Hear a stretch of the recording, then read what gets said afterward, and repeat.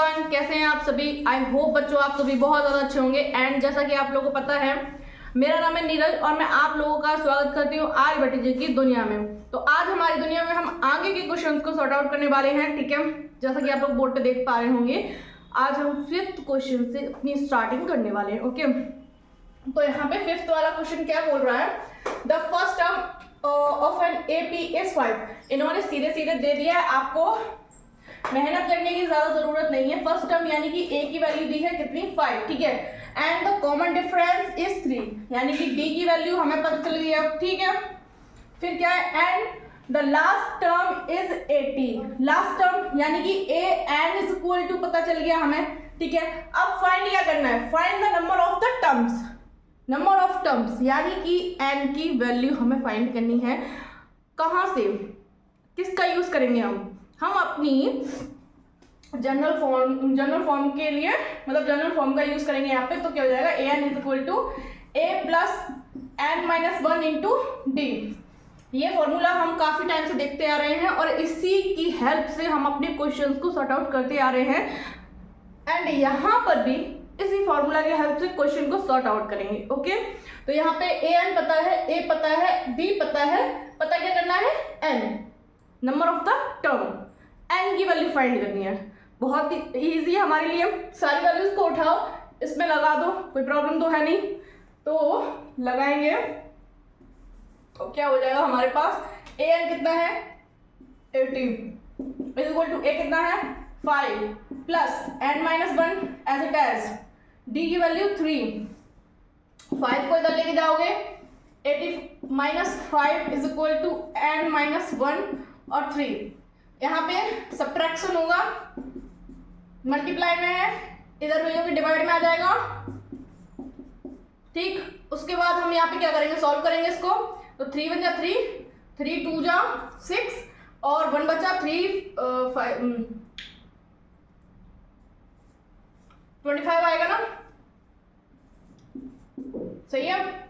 और इधर आ जाएगा हमारे इक्वल में, ठीक। अब माइनस के 1 को हम इधर लेके जाएंगे तो कितना हो जाएगा, प्लस का 1 हो जाएगा, यानी कि 25 plus 1 is equal to n is equal to आया हमारे पास 26। यानी कि इन्होंने हमसे पूछा था कि find the number of the terms, मतलब हमें टर्म्स के नंबर को फाइंड करना था, जो कि हमने फाइंड कर लिया है।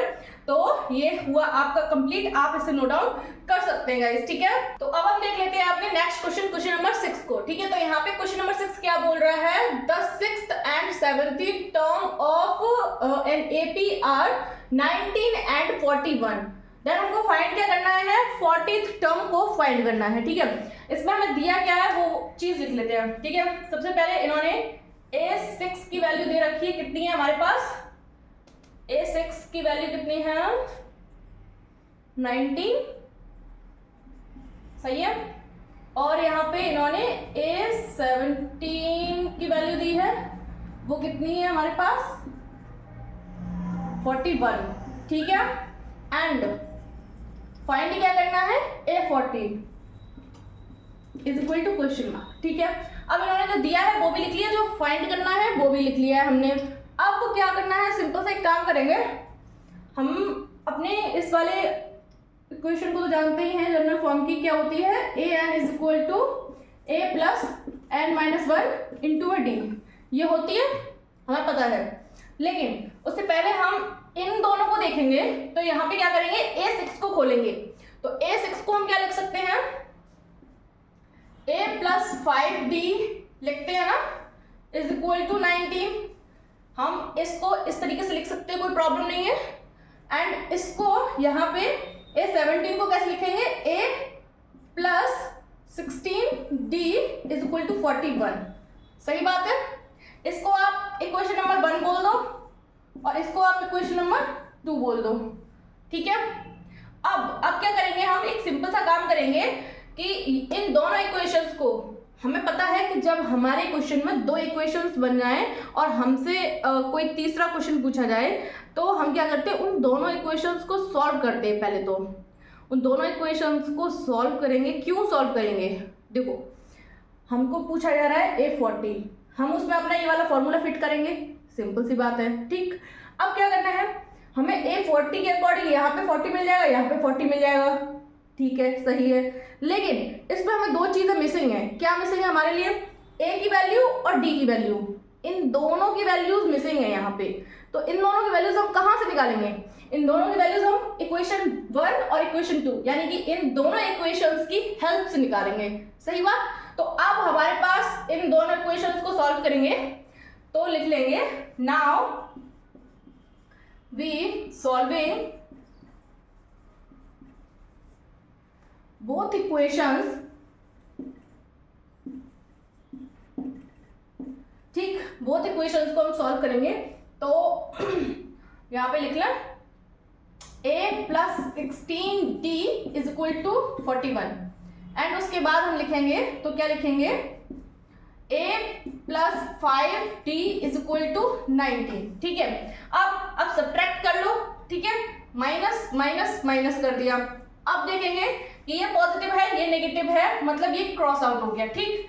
ये 16 है, यहाँ पे 5 है, माइनस हो रहा है, मतलब 11d बचा, okay.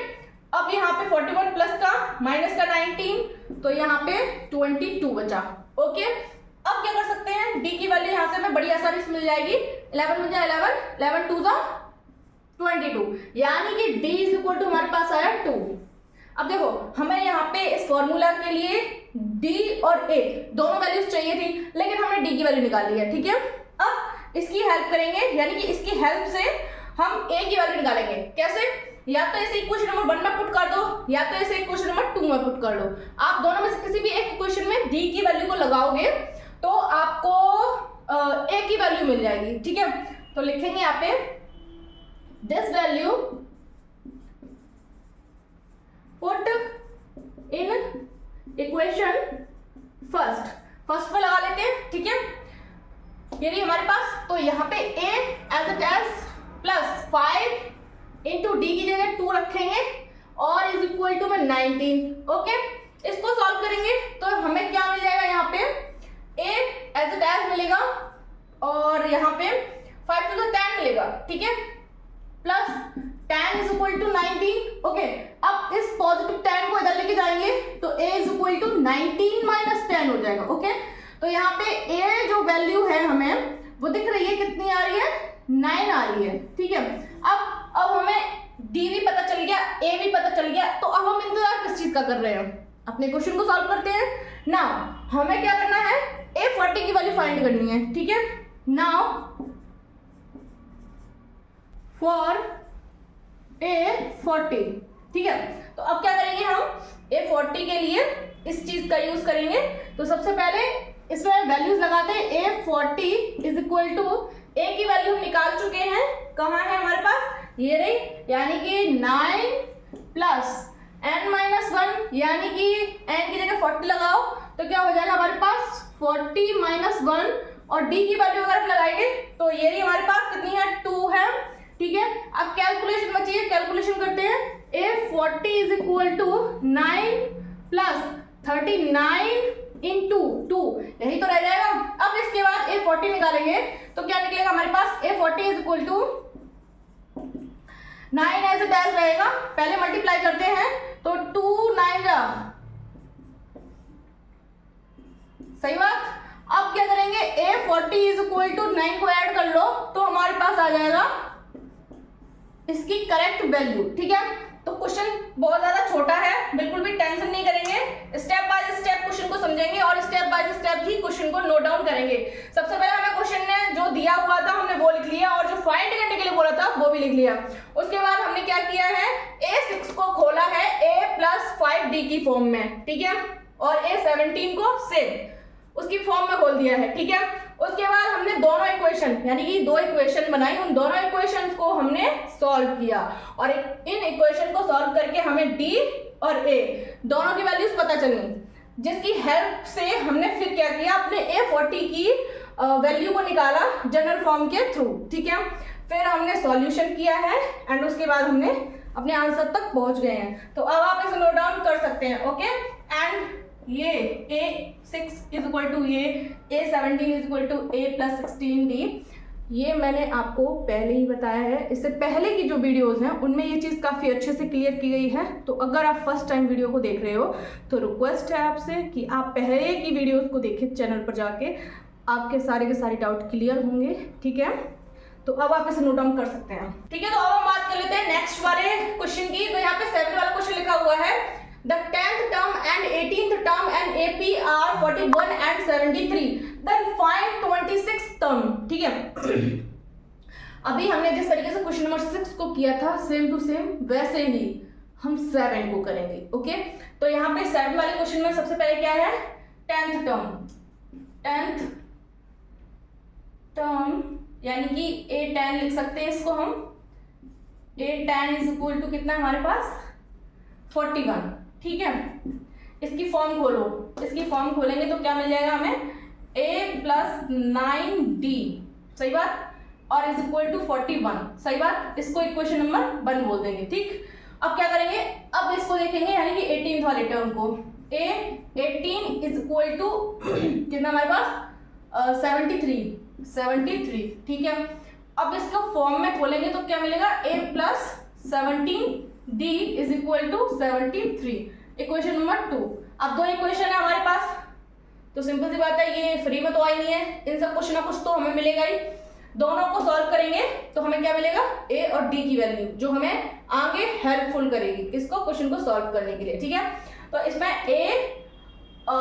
Equation number 1, equation number 2 को सॉल्व करेंगे। Now solving both equations. ठीक, बोथ इक्वेशंस को सॉल्व करेंगे, यानी कि इसको रखो, इसको पहले लिखते हैं, ये बड़ी है ये छोटी है, तो A + 17D is equal to 73 और A + 9D is equal to 41। Okay, तो ये हो गई, इसको सब्ट्रैक्ट करो। ठीक, तो A से A कैंसिल आउट हो गया। ठीक है, 17D में से 9D गया तो हमारे पास कितना बचेगा, 8D। ओके, एंड इसके बाद हम इधर देखेंगे तो 73 में से हम 41 माइनस करना है, तो यहाँ पे हमें मिल जाएगा 3 में से 2 और 7 में से 4 गया 3, 32। ओके, अब क्या करेंगे, इसको डिवाइडेशन में भेजेंगे, यानी कि D इज इक्वल टू 32/8 करेंगे तो 8 बन जाए 8। D की जो वैल्यू मिली वो कितनी मिली, 4। ठीक, अब क्या करेंगे, इस वैल्यू को या तो इक्वेशन नंबर 1 में लगा दो या तो इक्वेशन नंबर 2 में लगा दो, आपकी दूसरी वैल्यू निकल कर आएगी। ठीक है, तो लगा लेते हैं, put in first, equation first में पुट करेंगे तो D की जगह कितना रखना, 4, तो A + 9 × 4 इज इक्वल टू 41, तो A is equal to 41 minus 36। Okay, तो A इज इक्वल टू हमारे पास कितना हो जाएगा, 5। अब A और D की वैल्यू आ गई हमारे पास, तो नेक्स्ट क्या करेंगे, नाउ अकॉर्डिंग टू क्वेश्चन, अब क्वेश्चन हमसे क्या पूछा है, फाइंड 26th टर्म, यानी कि फॉर 26th टर्म। ठीक, तो यहाँ पे एक चीज और लिख सकते हैं, सॉल्यूशन, अगर आपको अच्छा लगे तो लिख लेना सॉल्यूशन। ठीक है, सॉल्यूशन फॉर 26th टर्म। ठीक है, तो यहाँ पे क्या करेंगे, A 26 इज इक्वल टू निकालेंगे तो क्या जनरल फॉर्म हमारी क्या होती है, A + n - 1 × D होती है, तो 26 के लिए निकाल रहे हैं तो क्या लगा लेंगे, n की जगह पे 26 लगा लेंगे, यानी कि A 26 इज इक्वल टू हमारे पास हो जाएगा, A की वैल्यू 5 है प्लस n 26 है, 26 में से बन गया 25। ठीक, या फिर आप डायरेक्ट निकाल कर लीजिए अभी, और D कितनी है हमारे पास, 4। ठीक है, अब सिंपल सा काम करेंगे, जो इक्वेशन बनी है उसमें सॉल्यूशन करेंगे, मतलब कैलकुलेशन करेंगे और कुछ नहीं।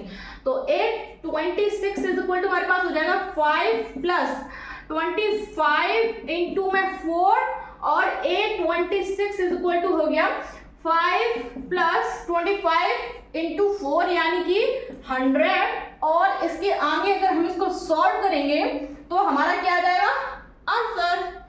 ठीक है, तो A 26 इज इक्वल टू हमें क्या मिलेगा, 105 जो कि हमारा आंसर है। दिखने में बहुत ज्यादा प्यारा लग रहा है, तो अब आप इसे नोट डाउन कर सकते हैं, ठीक है। एंड हम अपने सभी के सभी स्टेप्स को बहुत अच्छे से फॉलो करते हुए चलेंगे। एंड 6 एंड 7 क्वेश्चन दोनों के दोनों सेम ही क्वेश्चन थे, मतलब इन दोनों क्वेश्चंस में हमसे सेम चीज पूछी गई थी, ठीक है।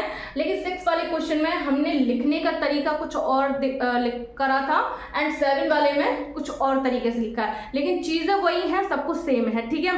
एंड आप दोनों में से कोई सा भी तरीके से अपने नोटबुक पे क्वेश्चन लिख सकते हैं, कोई प्रॉब्लम नहीं है। लेकिन मैं आपको एक ही सजेशन दूंगी कि जब भी हम एग्जाम में लिखें तो चीज़ों को स्टेप बाय स्टेप लिखें, क्योंकि वो हमारे लिए काफ़ी अच्छी होती हैं, उनसे हमारे नंबर काफ़ी ज़्यादा अच्छे आते हैं, ओके।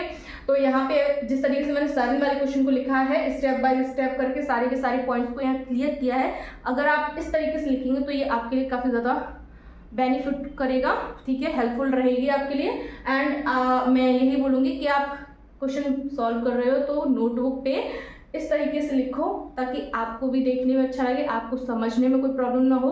और सेकेंडली आप इसको एक बार नज़र भर के देख लोगे तो एग्ज़ाम टाइम पे आप इसी तरीके से लिख के आओगे, कोई प्रॉब्लम नहीं होगी, ठीक है। तो 6 और 7 दोनों ही तरीके से जो हमने किए हैं क्वेश्चन वो दोनों ही सही हैं, लेकिन ये वाला ज़्यादा बेटर लग रहा है, ठीक है। तो आप इसको नोट करिए, ओके। अब आप इसे कंप्लीटली नोट डाउन कर सकते हैं एंड इस वाले तरीके से करेंगे तो ज़्यादा अच्छा लगेगा आपके लिए, ठीक है।